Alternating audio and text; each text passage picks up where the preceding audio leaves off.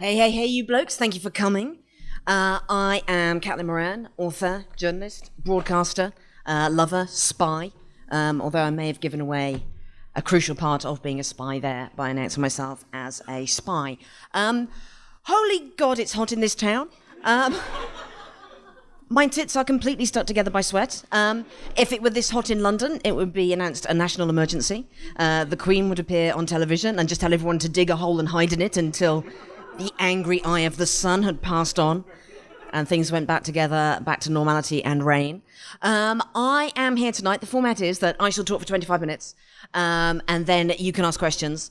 Theoretically, I'll talk for 25 minutes and then you'll ask questions. What will happen is I will talk for an hour and a half and you will all one by one tiptoe away going, that was too explicit. I heard a little bit too much about your vagina there. I don't see it as a public property and I don't want to live in it. Thank you very much.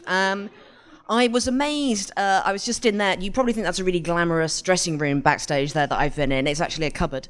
I found this amazing game, which is tells you how to start conversations with people, in case you don't know how to start conversations with people or things to say to people at parties. I think some of these might be problematic. I'm not sure that I would recommend these. One of them is, what's your daily mix of hope and despair? Then open brackets, average percentage. That's kind of hard to go in on. I would say 99% hope, 1% despair. What's the closest relationship with an animal you've ever had? I mean, you've got to be careful who you ask that of. Here's a punchy one. Would you spend your career doing nothing but counting grains of sand for 40 hours per week for $400,000 a year? Who came up with this? It's extraordinary. Luckily, I don't need that. I have plenty to talk about. So, this book, How to Be Famous. I see my job primarily as talking about things that are secret and taboo. Those are the things I like the best. If there's a subject that basically has a big sign with "Do not come here, this is rude and bad," I like to run towards it, shining a torch upon it, banging a pan with a spoon and going, "That's the stuff for me!" So I've tried to write a book that is as sexually explicit as is possible within the 21st century, because all the sex education that I got was from books. I didn't go to school. I was home educated by my parents. I don't know if anybody else has been home educated here.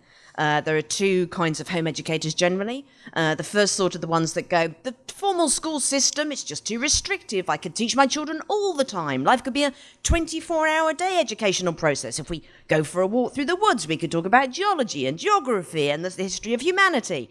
So I will educate my children at home in order to expand their minds and really do my very best to make them strong intellectual beings. Then the other kind of home educators are feckless hippies who just don't want to have to clean a school uniform every day and just go, do you want to just stay at home? And that was the ones that we had. We stayed at home and just watched classic MGM musicals every day whilst eating the cheese lollipop, which is a fist-sized piece of cheese on a fork, which you lick whilst watching Meet Me in St. Louis. As a consequence, my entire sex education came from books and films, and primarily books. And the problem I had with the books was that they didn't have enough detail. First of all, there would often be a thing where if there was a sexual scene, it would go a bit mysterious and be like, you know, their bodies commingled in ecstasy, ... And that would be the end of a chapter. And I'd be there going, no, but where are the hands? Like, what's happening to the bum? Like, kind of, I need to know. I intend to do this in a couple of years' time. I need more details. And then the other problem was that a lot of the books were written by men in the 1950s, the kind of classic kind of like, you know, male literature, talking about women and their descriptions of women, their descriptions of sex, their descriptions of relationships. And I mean, God, some of it's beautiful. Raymond Chandler has that amazing line. She was the kind of dame that can make an archbishop kick in a stained glass window. Now, that's an amazing line. I would die to write that line, but reading it as a fat 14-year-old girl in a pair of leggings, I was kind of like, oh my God, is that who I've got to be? Is that what I've got to grow up to be? That seems exhausting. Like kind of, I've got to inspire men to go about architectural damage. That seems like a really bad idea. And then there would be the James Bond books where Ian Fleming would be talking about sex, and he would be describing a woman. And one of them was, he described a woman as having nipples like hazelnuts. And I found that quite alarming. First of all, because I got it confused with walnuts. And secondly, because at the time, my favourite flavour of yogurt was hazelnut flavour. And so every time I would eat one, I would feel a combination of kind of melancholy and slight sexual arousal, which was not the combination I wanted having a snack at the age of 10. So I wanted to write as much about sex as possible so that other people could read it, particularly younger people, and learn about all the different kinds of sex there are, because the most of the sex that we see at the moment is one of two things. It's either online free pornography or 50 Shades of Grey. Online free pornography I find distressing and unpleasant. The fact that the majority of young people get their sex education from online pornography distresses me, because what I want to say to every single one of them is, that is not sex. That is two people at their job. That is what pornography is. That's their day at work. That is not two people having sex. And we see the same tropes over and over again. There's usually a guy who looks like Burt Reynolds bumming a woman across a landing. That's not a pleasant thing to be watching. The slapping, the spitting. These are horrible things. I don't want young people watching that and thinking that's what sex has got to be. You want to write about that. It should be, if we're doing it correctly, a joyful thing that doesn't cost any money and doesn't make you put on weight. That's the basis on which I've always recommended it. So online pornography, horrible, do not like that. And then 50 Shades of Grey is the other sort of sex that we read the most about at the moment. And that seems exhausting. There is so much admin in that sex. You've got to find a billionaire. You got to go in a helicopter.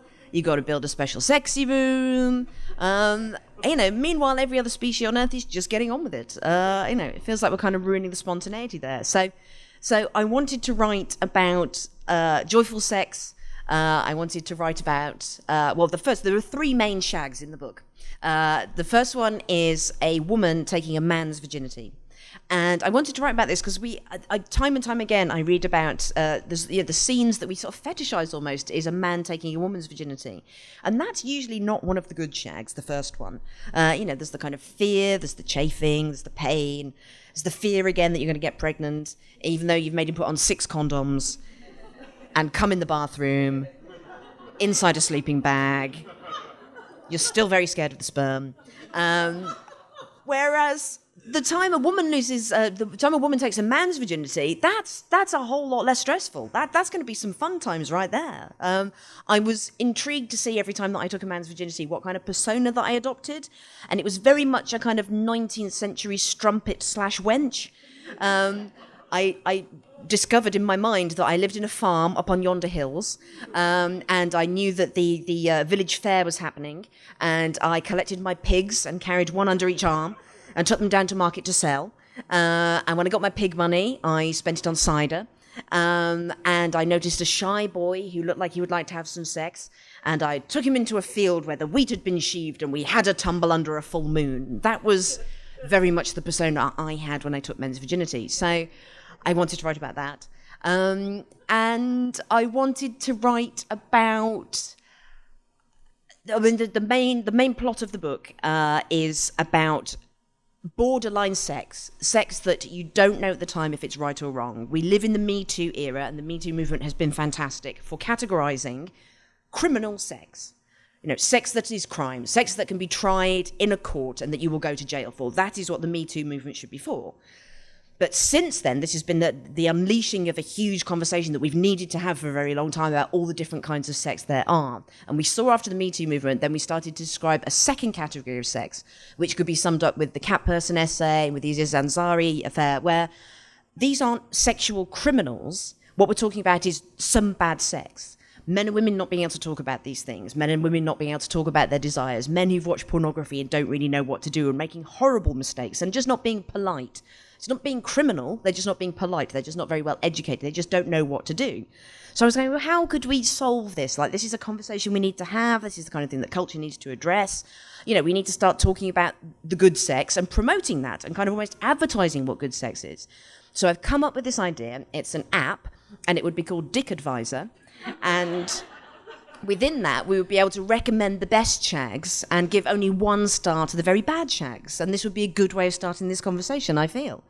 And so the book concentrates on a shag that would be given 1 star on Dick Advisor. So our heroine is Johanna Morrigan, who is in the first book, How to Build a Girl. And she's now 18 and living in London. And she hooks up with a bad man it's the 90s, it's the mid-90s, Britpop's happening. And at that time in Britain, we had decided that comedy was also the new rock and roll. And there was a whole breed of young, sexy comedians who were out and about. And she hooks up with one of these guys and has consensual sex, but then there are terrible consequences to it. She finds out that he has filmed her, and he is now basically using this film as revenge porn. And I'd had this idea for the book for 10 years ago, and I always knew that this was the plot. And the idea was, what can you do if you are one woman? I mean, revenge porn is such a huge thing now. Sexual shame is still such a huge thing for women now. You will be punished for having sex with the wrong man, even if it was consensual. So it's like, what would you do if you were being shamed? If there was a revenge porn, happening with you? How can one woman fight back against one man, particularly if he is powerful and famous? First of all, I came up with a solution to that, which I was so happy about, which I can't tell you because that's the big twist in the book. But since the book got published in the UK, I've had 50 women a day coming to me on Twitter just going, that scene has blown my mind. It gives me hope for womankind. This is fantastic, which makes me feel happy because I always want to write a useful book. And secondly, while I was writing it, obviously the whole Harvey Weinstein thing was kicking off. So it's one of those brilliant, rare things in the life of a writer where what you're writing is what's happening in the outside world. And you're kind of like, God, this is it. This is a moment. This is a chance for humanity to start talking about these things. We could really sort some things out at this moment in time. It'll be difficult. We'll need to be careful. We'll need to be polite with each other. We'll need to be truthful. But we are now finally having this conversation for the first time ever. So I found a great deal of hope in that. Not as much hope as I found in the fact that the book went to #1 in the UK the week it came out. Yes, I am still currently the #1 author in the UK, open brackets, hardback fiction, close brackets. So I would like to do a short reading from the book. So again, this is, to reiterate, it's about a point in time when there were lots of young, sexy rock and roll comedians whom this character in the book has an unfortunate sexual encounter with. Obviously, this didn't happen to me. Obviously, this is not based on anyone I know, any famous comedians at that time. There's a legal disclaimer in the front of the book that makes that very, very clear. So just to reiterate again, it's not based on any famous comedians who were around in Britain in the mid-90s.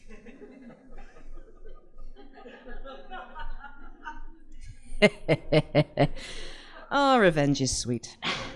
And in this book, this comedian who's not based on anyone real at all is called Jerry Sharp, but that wasn't his name in real life.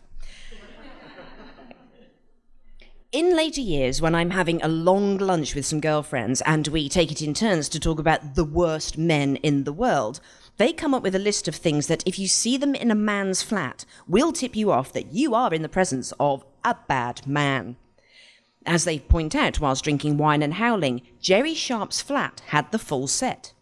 There was a framed John Coltrane poster, a framed Betty Blue poster, a bookshelf filled with Hunter S. Thompson, Nietzsche, Jack Kerouac, Henry Miller, and books about the Third Reich.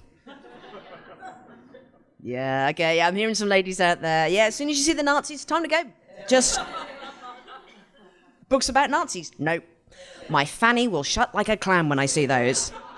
Oh, hang on, a fanny's different here for you, isn't it? Yeah, sorry, fannies, yeah. Fanny for us is round the front. Yeah, sorry, I should make that clear. God, the Atlantic divides us in so many ways. Books about the Third Reich. Several hats. This is key. Very often, and I don't mean the man over there who's wearing a hat who I can't look at now, but very often a hat will be a sign of a bad man. It's almost as if they're putting a lid on top of their heads so that at a party you can just simply scan the room, look at the head, see who's got a hat, turn around and walk away. Don't date a man wearing a hat apart from that man there. He's lovely. A velvet frock coat. Again, this is really key. A man who will wear a long romantic-style velvet frock coat will think of himself as a tortured poet. You do not want to go out with a tortured poet. Are you going to marry a tortured poet 10 years down the line when you're having problems breastfeeding, you've got mastitis, and he's just looking out the window going, I can't get anything to rhyme with mastitis? No. No. He will be upset about that. Oh. Sorry. There we go. The complete works of both the Fool and Frank Zappa, a pile of pornography, a bottle of absinthe, and a coffee table with noticeable scratch lines from chopping out lines of coke.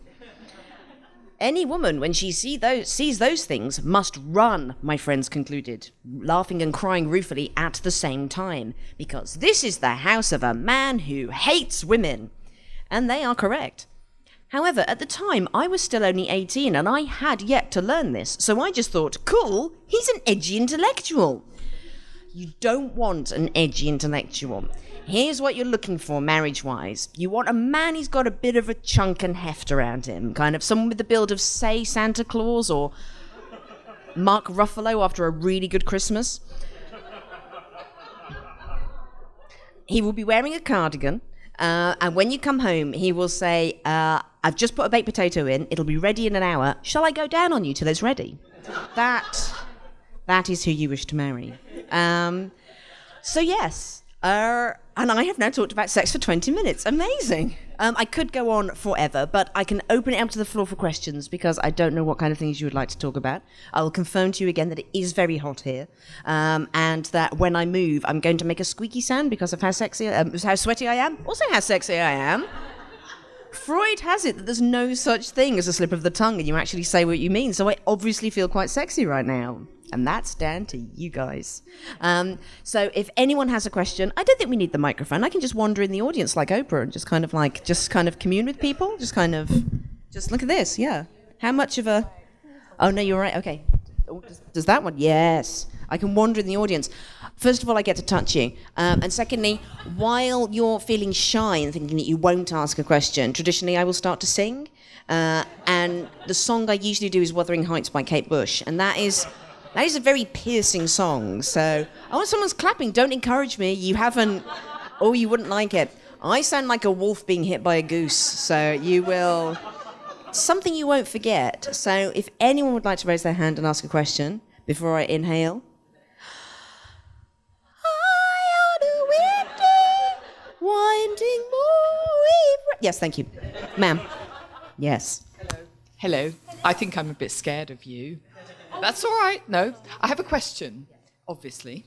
What did you think of the success of 50 Shades of Grey? 50 Shades of Grey. Well, first of all, whenever a book, however awful it is, and that is an awful book, whenever a book is that successful, it will fund millions of great books. So like any money that, the publishing, the idea of making books is a beautiful thing. The publishing industry is a wonderful thing. Beautiful bookshops, we love beautiful bookshops. Most of them are subsidized by selling terrible books, which will subsidize the great books. So I was very happy that the publishing industry had a massive success. I liked the fact that we started a conversation about sex. And I also was very jealous because she's so rich that she can wipe her bum on a castle. And that is the kind of money that I would like to have one day. But as in terms of starting a conversation about... It was great that it started a conversation about sex, but the premise of that is wrong. Like, generally, if you're into S&M and BDSM, that kind of stuff, there's a set of psychological reasons why you're into that kind of thing. And that's why it satisfies you and that's what you're looking for. She didn't have that background. She wasn't into it. She was talked into it. She was coerced into it. She had no desire to do these kind of things. She was just in love with him. So as an exploration of female sexuality with really bad dialogue goes, I was not pro. But don't be scared of me. Okay, good. Thank you. Has anyone else got another question before I get to the chorus? I'm sorry, I find that alacrity hurtful. That is... You could have waited a little bit longer. Like, come on, bitch. Seriously. Fair of you. That was hurtful. Anyway. Oh, I thought you were going to her. No. So, from your view across the Atlantic, what do you think of the two very different movements happening right now from our political leaders and also the Me Too movement on the other side? It seems like they're combating one another. Well, I would imagine, I'm guessing generally this is a liberal crowd here. I can't imagine that I've got many Make America Great people in here. Can't imagine I've got many incels or Nazis. If there are any Nazis here, as a British person, I will have to politely say you must leave now. I can't be any more strident than that, but I'm definitely down on the Nazis. Well, I mean, the comforting thing is, I mean, obviously... Last time I was in Washington, it was the day after the election, and I did a talk like this, and it was It was one of the most traumatic yet comforting things I've ever done. I don't know if anybody went to that, but we were all kind of hugging each other and crying. And everyone was going, I'm really scared about what's going to happen to America next. But you turned out to be wrong. It's been fine. Seriously, it's amazing. Meanwhile, in Britain, we have gone stark staring mad. I mean, we are about to leave the European Union, a thing that was entirely formed to stop more world wars happening. We're leaving it for no reason at all. We've basically gone crazy. It's like we've been standing in the sun. We've lost our minds, and we're shooting ourselves in the face and balls. I don't really know what is happening in the Western world at the moment. But the only thing that comforts me in times like this is if you read a lot of history, that will stop you wanting to jump out of a window, because you realise that history is cyclical. We go through these things. We create things and then we destroy them. Since the Second World War, we created things. We formed greater unions. We tried to talk about the spread of democracy, kind of like social welfare, education, all these things, the rise of the working classes. We're now in a period of destruction. The whole world's on fire. Let's have a TLDR. The world is on fire. But this will pass, because then, once we've destroyed enough things, we'll want to rebuild them again. So you have to hold your breath and keep your nerve. And I know a lot of people on the left and liberals are wondering what our tactics should be right now. Like that whole when they go low, we go high. Does that work? Do we get angry? Is Robert De Niro calling Donald Trump a cunt the right thing to do or the wrong thing to do? Personally, I'm not going to argue with De Niro. Whatever he wants to do, that's fine. He's a fine actor and I enjoy his pasta in his restaurant. But I think when the world is going crazy and getting angrier and more unkind, the best thing to do is to become even more steadfast in being relaxed and joyous and kind and noble, more reasonable. The more aggressive and awful things get, the more absolutely reasonable and liberal I'm going to be. I'm going to stand absolutely firm. I'm not going to move. This is the piece of ground that I will stand on. These are the things that I believe in. However, the more angry and upset people get, the more calm I'm going to be, because at some point, people are going to want to look around for the calm, joyful, happy people, When the whole world is on fire, it'll be like, oh, hang on, maybe this didn't work. Maybe bringing the Nazis back didn't work. Maybe putting kids in cages didn't work. Maybe breaking up the European Union didn't work.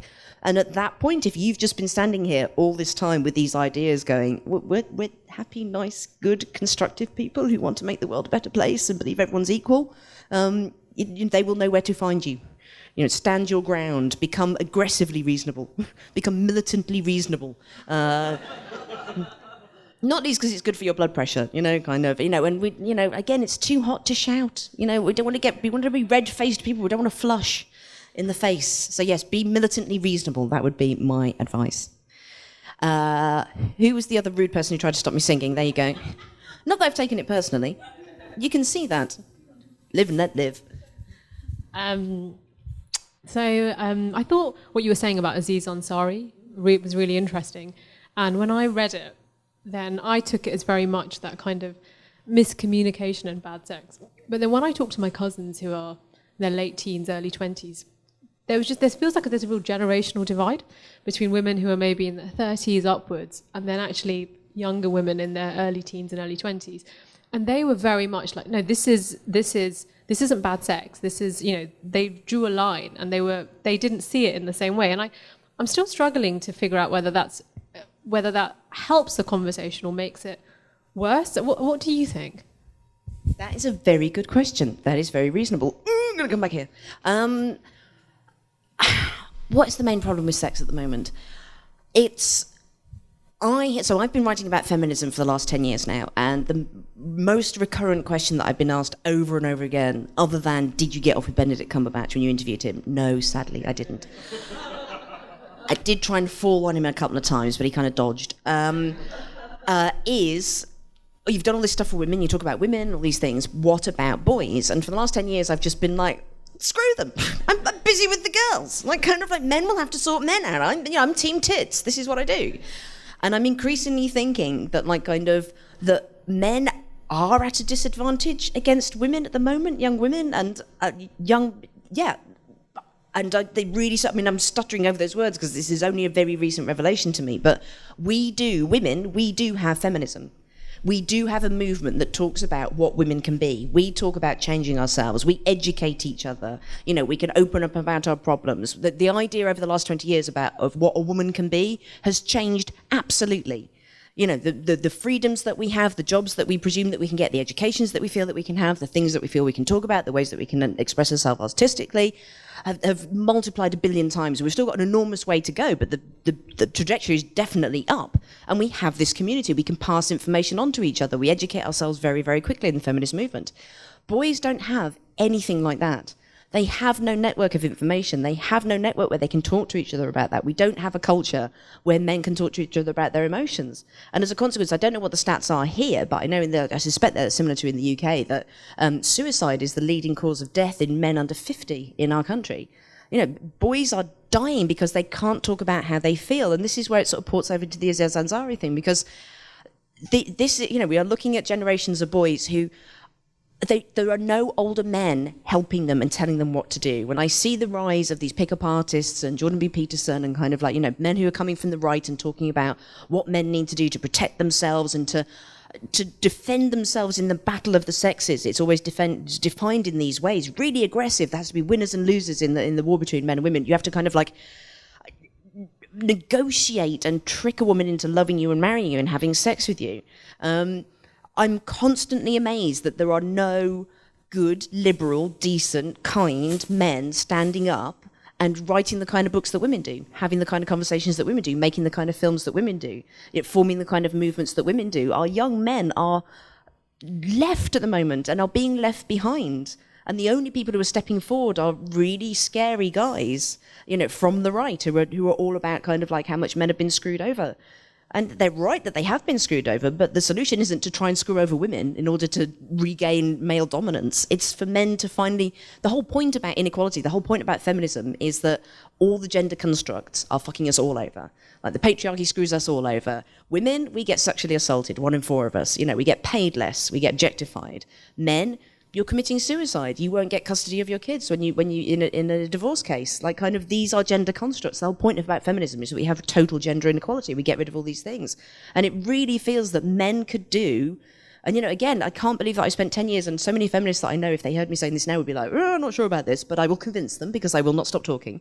I think the next thing that feminism has to do is reach out to boys, particularly young boys, and go, okay, here's how we as women have helped ourselves and educated ourselves and advanced ourselves and have a feeling of hope and have a feeling of progress and a feeling that being a woman is better than it was 100 years ago, and in 100 years' time, it'll be even better. We need to give that same hope to young men, because they're our boys, they're our sons. These are the people that our girls will be marrying. These are the people that we're working with. Like, it's only men and women in the world. Oh, has that died? Is that dead? No, it's not. We're all on the same team. And there's something that women can give men at this point, which will benefit all of us if men can start talking about their feelings. So I think the next book I'm going to write is going to be about boys. I think that's what I've realised in the last week. Is that working properly? I don't sound cool. Okay. Is there another question? Yes. What is your favorite sex scene from a book? Favorite sex scene from a book? Good one. Nice. I like it. I think my most pivotal sex scene in a book was... Jilly Cooper's not a big thing over here, is she? Yes, okay, one Jilly Cooper fan there, yes, okay.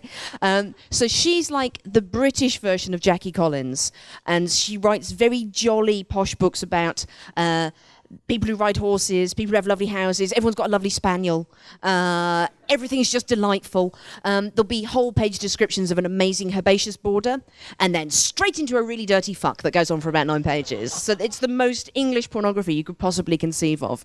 And in her first big dirty book, there's a sex scene where a man and a woman go for a walk in the woods, and it's really hot, and they're walking along by the river, and she gets stung by nettles all up her leg. And he starts applying dock leaves to the leg, and then his hands creep up, and before we know it, we're in a fabulous oral sex scene right next to a river. And not only was that the first time that I'd learnt about oral sex and went, that sounds good, I definitely got that on my to-do list, I would like that to happen to me. It also eroticized nettles for me, so that's 2 for 1. Any other questions? Yes. Hello? One of the things that I really love about reading your works is your just aggressive sense of optimism. And I was wondering if that was something, do you think that's your personality, or is that something that you work on? And if so, how do you work on it? What a lovely question. I also like the slightly passive-aggressive use of the word aggressively optimistic. Like, kind of, I mean, that's hand in hand with overbearingly optimistic, at which point my introvert, angry ginger sister, Kaz, would walk into the room and go, yes, you are aggressively optimistic. It is a bit too much. Well, I came from a very rough background. I'm the oldest of 8. We were brought up on welfare in social housing.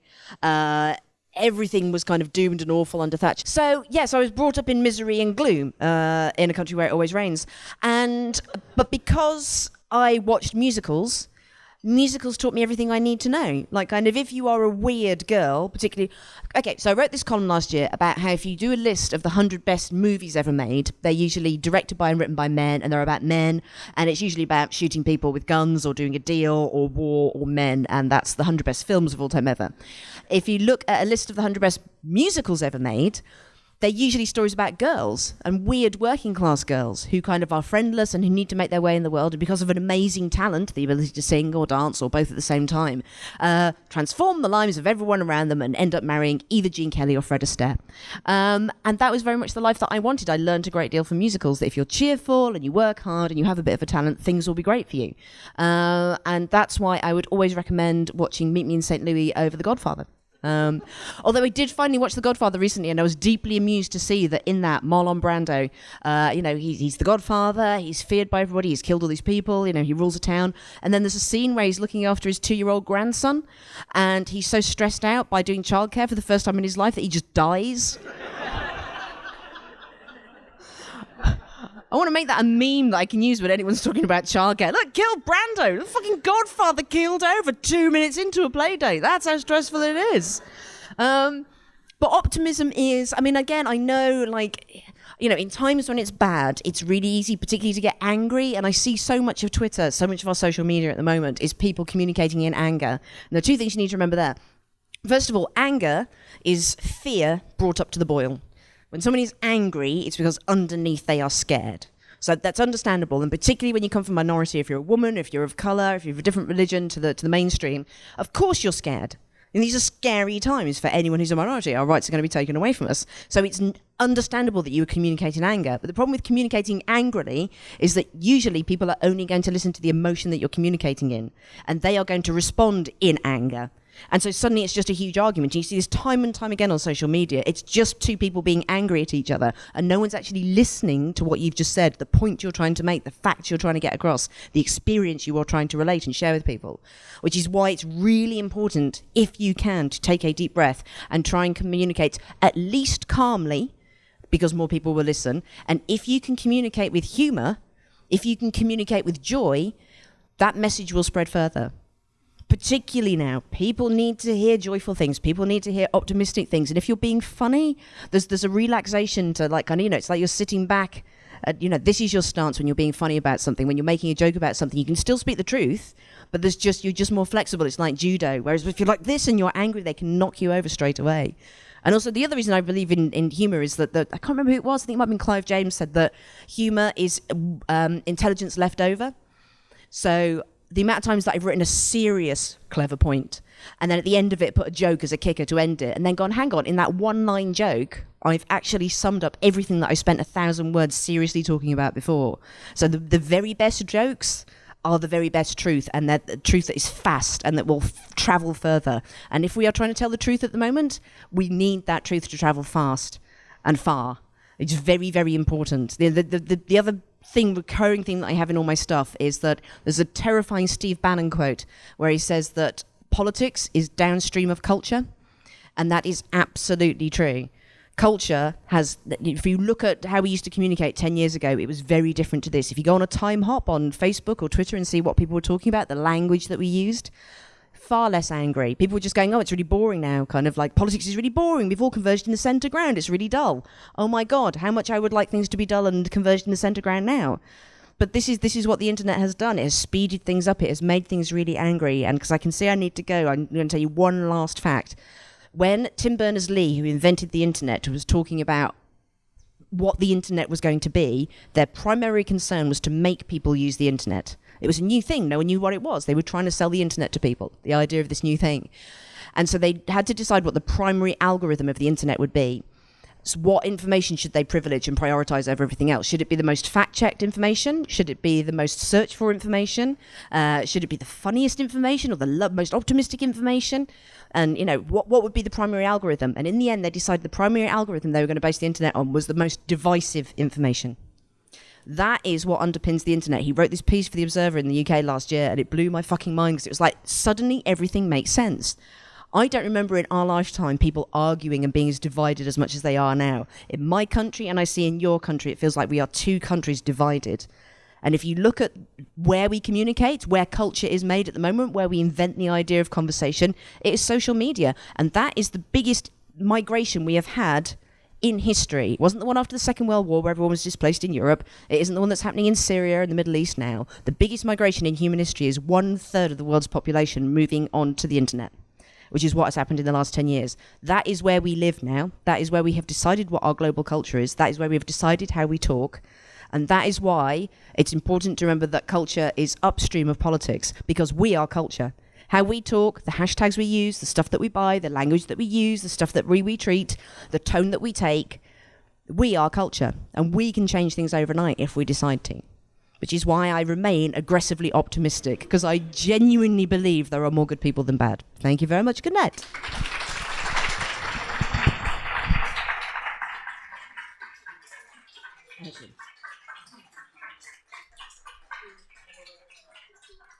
If you would like a book signed, then please come here. I will do that. I will hug everybody unless you have personal space issues. Make that clear as you approach me, or otherwise I will lunge for you. And that's it. Thank you for coming.